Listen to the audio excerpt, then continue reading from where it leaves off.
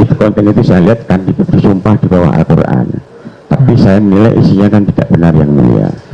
Jadi yang ketiga, konten itu membuat kegaduhan di lingkungan alumni SMA 6 yang mulia. Jokowi itu kelas 1 aja bertelur 2 kali. Saksinya namanya Suryo Atmanto.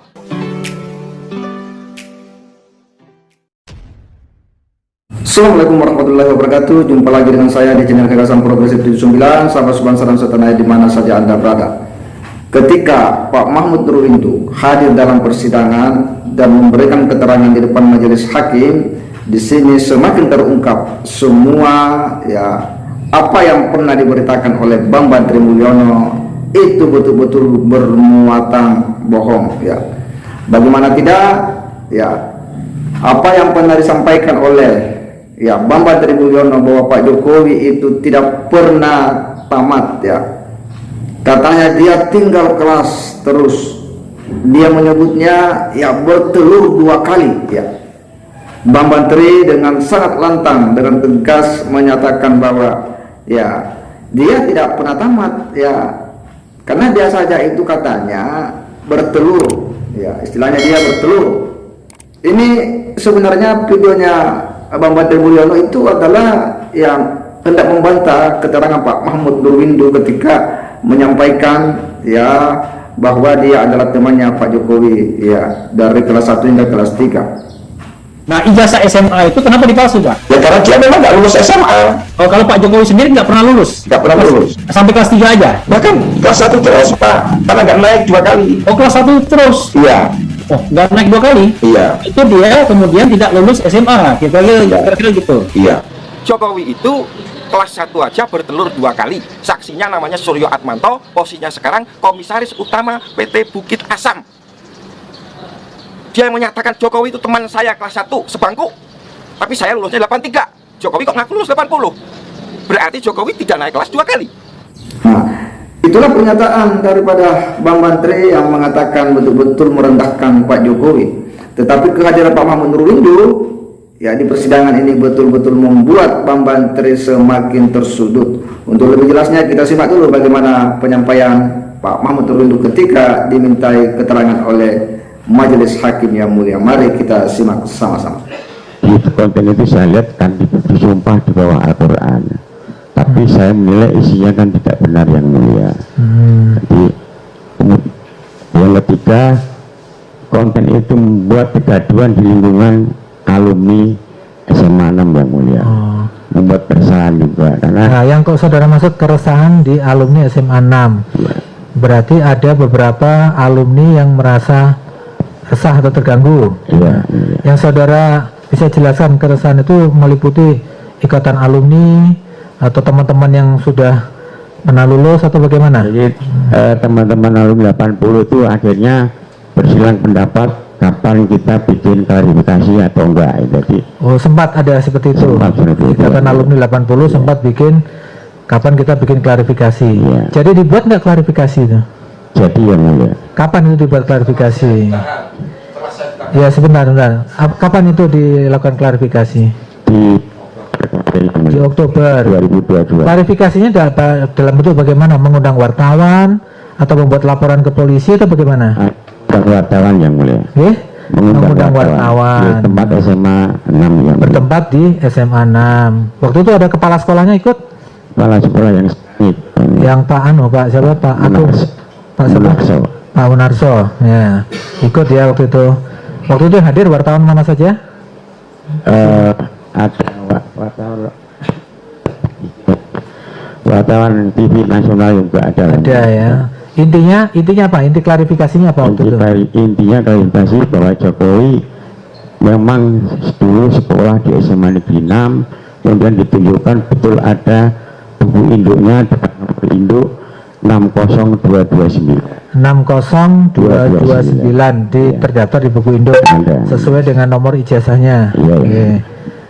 Waktu itu disebutkan juga ijazahnya pasti asli apa disebutkan nggak waktu itu? kita hanya klarifikasi bahwasanya Jokowi pernah sekolah, itu aja klarifikasi, pernah sekolah di situ, ada terdaftar di nomor induk dan lulus. Ada keterangan lulus ya? Ada keterangan lulus. Tinggal kelas atau bertelur ya? Iya, tidak ya, berarti lulus. Jadi keberatannya kemudian, nah saudara kan kemudian akhirnya diperiksa di polisi itu atas inisiatif saudara atau karena saudara dipanggil? Saya dipanggil yang mulia. Itu kapan dipanggil? Saya dipanggil tanggal 1 Oktober 2022. Oktober 2022 dipanggil untuk memberikan klarifikasi. Berarti tadi klarifikasinya sebelum dipanggil ya, atau sesudah? Setelah yang mulia. Setelah ada panggilan dari polisi ya. Setelah ada panggilan itu sudah diperiksa di BAP belum waktu itu? Sudah yang mulia. Sudah diperiksa di BAP, baru saudara terus inisiatif dengan rekan-rekan alumni. Berapa orang? Rekan alumni yang keberatan tadi berapa orang kira-kira? Yang hadir berapa orang? Sekitar 10 orang yang mulia. Sekitar 10 orang yang mengambil klarifikasi itu ya mengenai. Jadi intinya saudara keberatan terhadap YouTube itu ya, karena intinya tidak benar ya. Ya, sangat jelas sebagaimana Pak Mahmud Nurwindo memberikan keterangan di depan majelis hakim dan membantah semua apa yang pernah disampaikan oleh Bambang Trimulyono dalam salah satu ya videonya yang mengatakan tentang Pak Jokowi itu bertelur.